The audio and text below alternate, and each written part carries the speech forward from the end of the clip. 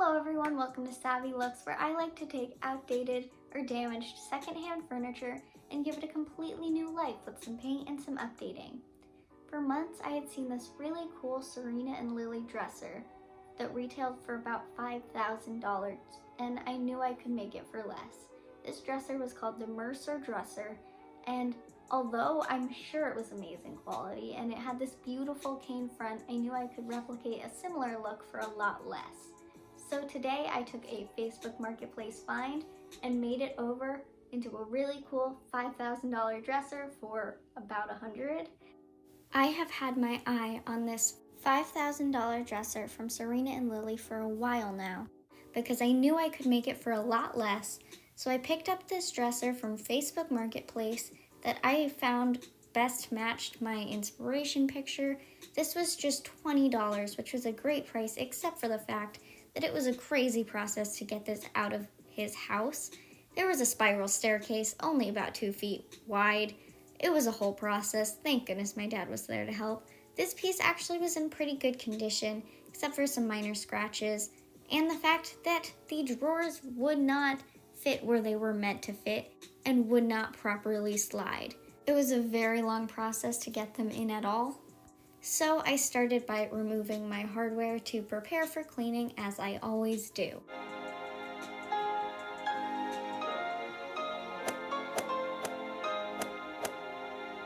To clean everything, I used a degreasing dish soap mixed with water and rinsed off any soap residue with clean water.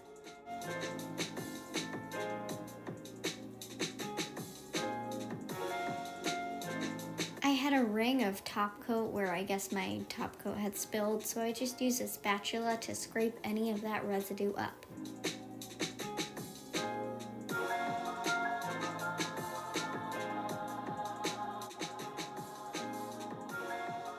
So this dresser sat in my garage for 6 months before I finally decided to tackle it.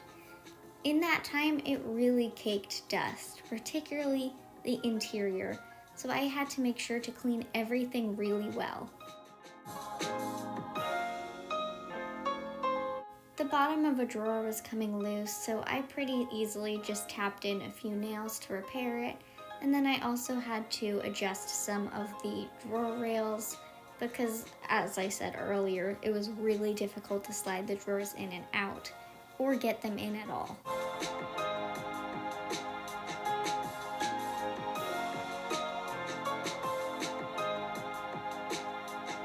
I honestly spent kind of an absurdly long amount of time adjusting and readjusting the drawers and the drawer slides to get as minimal gapping and overhang as possible while the drawers were still able to close, which was a very difficult task.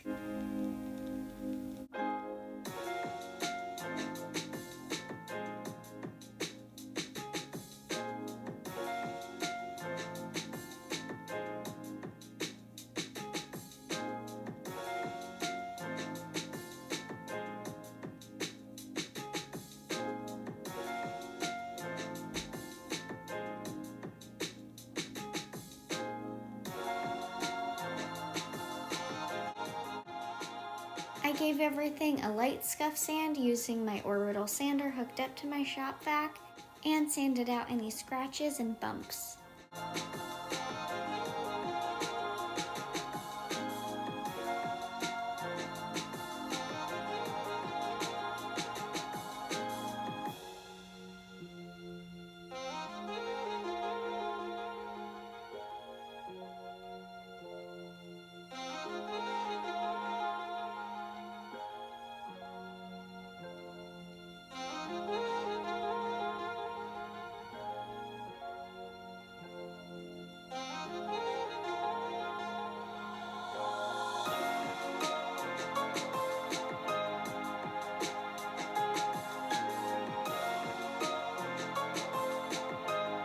To fill any minor gaps, scratches, and dents, I wood filled using joint compound, which I don't typically recommend. It's probably better for you to use a normal wood filler rather than joint compound because there's a small likelihood that using it on thicker gaps, it can crack, which I have had happen in the past.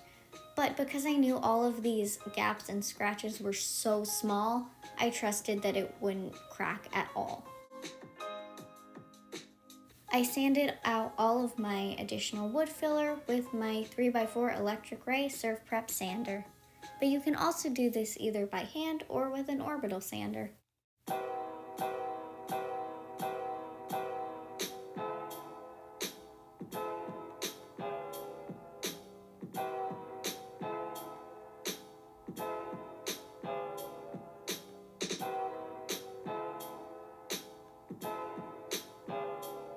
I also took this opportunity to label all of the drawers and where they went because of how much trouble I had putting them in originally. Now the Serena and Lily dresser this was inspired by had this really cool rattan front. And although I knew I wouldn't be able to actually use rattan, I found this really cool wallpaper for completely free. I found about 5 rolls of it at the dumpster. I used less than 1 roll. I found it for completely free. That's so cool. But the texture completely imitated the texture of the rattan. So I traced my drawer onto the wallpaper and then used that piece as a template to cut out rattan-inspired drawer fronts out of this wallpaper for all 6 drawers.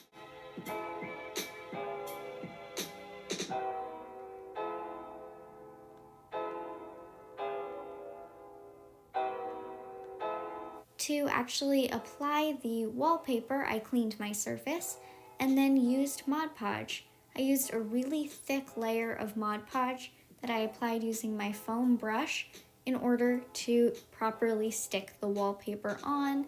I placed it on and then covered over top the wallpaper with more Mod Podge, especially around the edges, to really make sure it was secure. And because this was a grass cloth texture, it was stringy in some areas and coming up, so I found that the Mod Podge sort of helped seal the wallpaper in so that it wouldn't fray as much.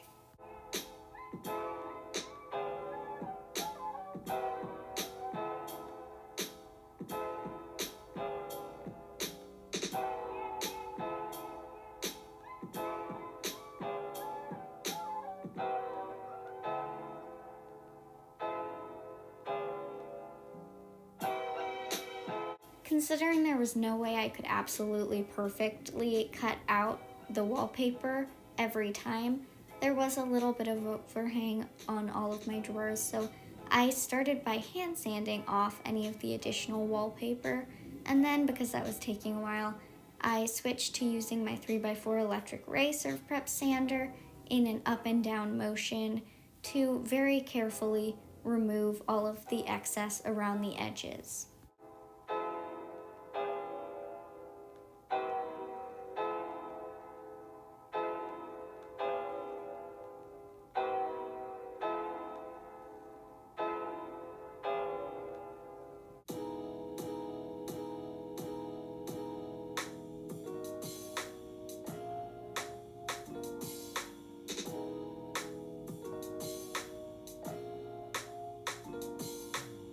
Just to make sure that they were super secure and wouldn't fray, I then did another quick coat of Mod Podge around all of the edges of the wallpaper drawers.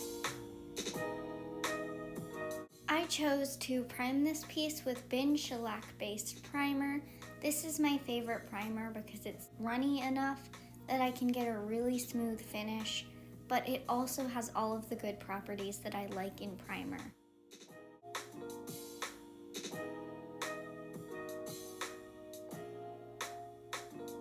I chose to use primer because this piece is really dark and I'm painting it bright white, and primer is less expensive than paint. So I wanted to do multiple coats. I did 4 or 5 full coats of primer because I really wanted to have completely full coverage so that when I did go and paint it with my white color that is almost identical to the white color of the primer, I would only have to do about 1 or 2 coats. This primer also blocks any stains or odors because it's shellac based. It also helps smooth out the surface of the dresser between all the areas that are wood filled. I might have accidentally sanded through the existing finish, and where the finish is still intact.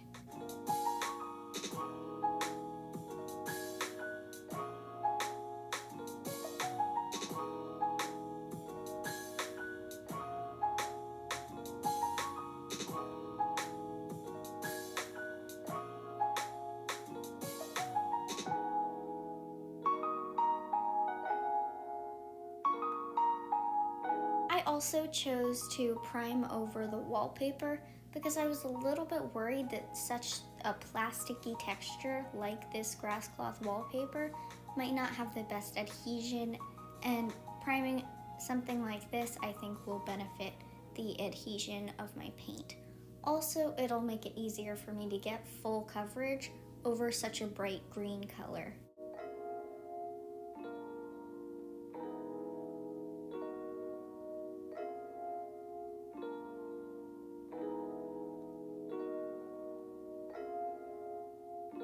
To prevent any rollers or brushes from drying up between coats, I recommend you wrap them in saran wrap so that they stay wet until your next coat.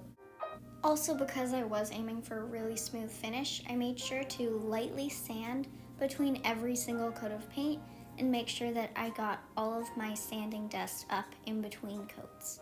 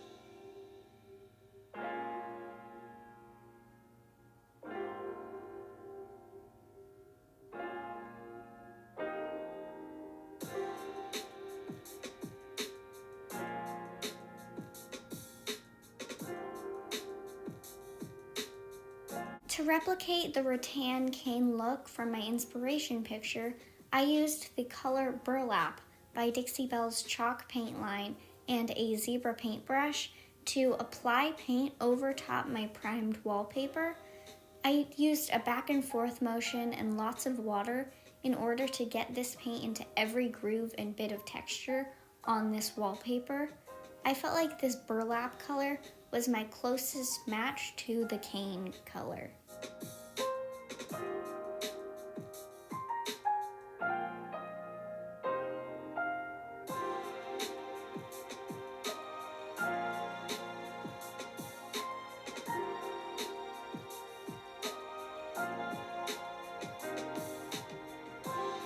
After painting, I was noticing some bubbling that was occurring under the wallpaper, and I really wanted to make sure that the wallpaper was completely flat. So I took a knife from my kitchen and sliced through the wallpaper in all of the areas where it was bubbling, and then took a skewer doused in my Mod Podge and jammed it into the hole so that I could fill all of the bubbles with Mod Podge. And then I took saran wrap, placed it down onto the bubble to protect the books, and placed heavy books over top to flatten it all out. Because of the textured nature of the wallpaper, this hole wasn't visible at all once I'd taken some of my original burlap paint and painted over it once everything was dry. The painted surface was looking a little two-dimensional, so I took some stain, oil-based stain in the color Early American, and a foam brush and sort of just stained over top of the drawer and wiped it back. And then I took my chalk paint and painted over that and kind of kept blending it until I felt like it best replicated the cane rattan look that I was looking for. Looking back on this, it probably wasn't the best idea to mix oil-based and water-based products while they were still wet, but it actually ended up working really well. Again, I made sure to lightly sand between all of my coats to get a really smooth finish. To paint this piece, I used the color Perfect White by Melange and a Zibra paintbrush. This paint ended up being basically identical to my primer, but I still applied it the same way I would apply any typical paint, and I like to have my spray bottle of water on hand just to make sure I get as smooth of a finish as I can.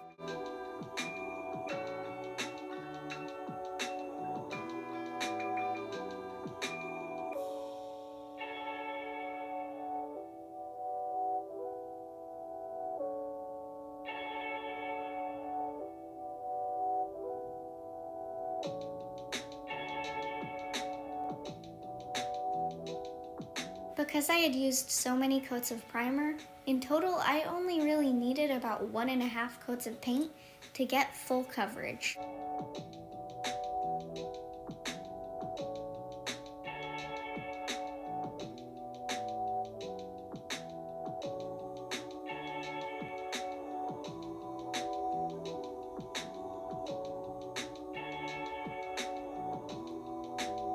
Now on to top coat.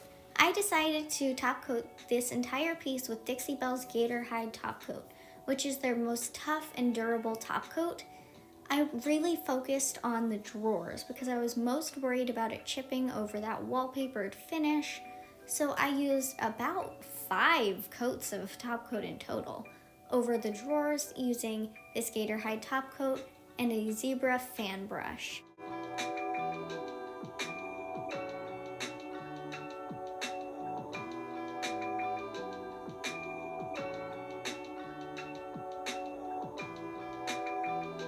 I ended up applying 2 full coats of Gator Hide top coat over the entire body of the piece and an extra third over the top because I ended up running out of my Gator Hide midway through this project, so it was good that I got 2 full coats on the entire piece and then focused my last little bits of Gator Hide on the drawers and the top because they're the highest traffic areas on this dresser. And because I had run out of this Gator Hide top coat, I ended up giving everything 1 more coat of polyacrylic satin top coat over the entire piece for additional protection and to give it that nice satin finish. And side note, I don't know if anyone else has this problem, but whenever I paint a light color like this, I always get all of these tiny little hairs and fuzzes in my pieces. Let me know if you have this problem too, because it drives me crazy, but then whenever I ask anyone else if they can see the fuzzes in the finish, they can't. So let me know that I'm not alone. Here comes the tape removal.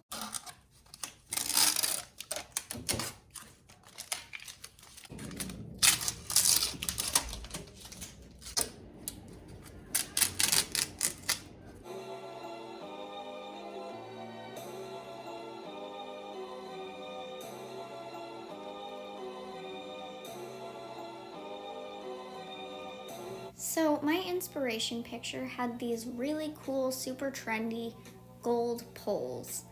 And to install them, I had to find the center of the drawer and then mark out the 2 holes that were on the back, because unlike most hardware, this you needed to screw in from the back rather than screwing onto from the front.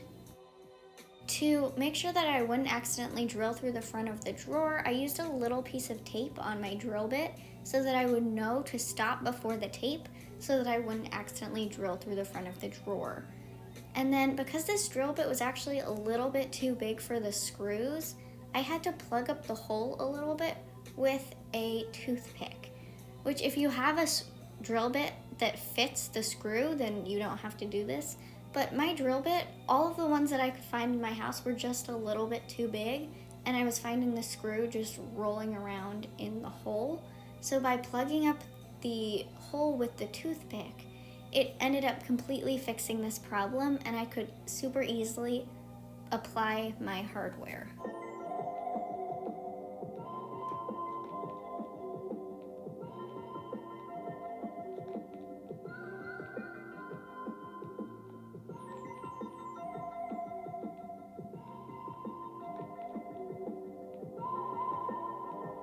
So another quick look at my before.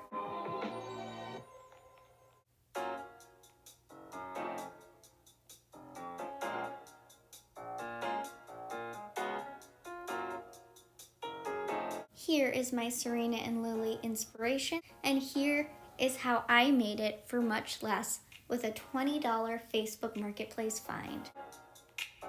Although of course this isn't an exact replica of the Serena and Lily dresser, I really think I got as close as I could, and I totally scored with this free wallpaper.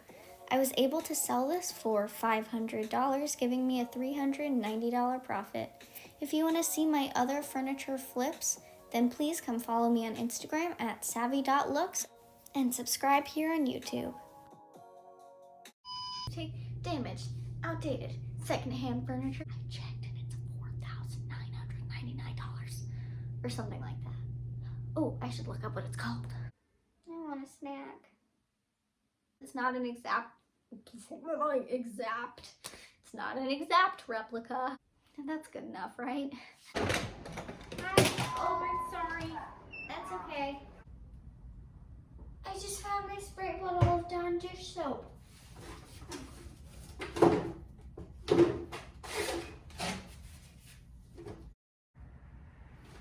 Success!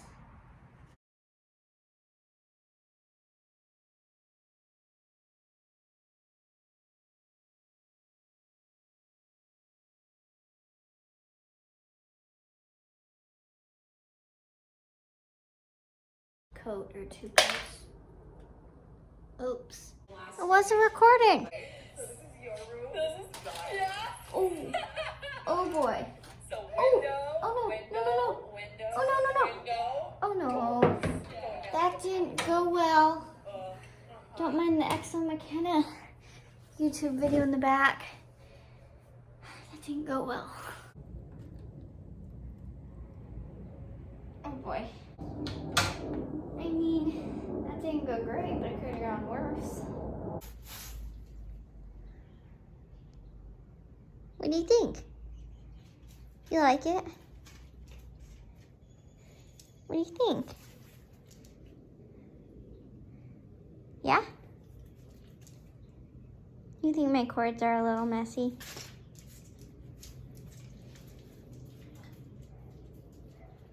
Okay, bye.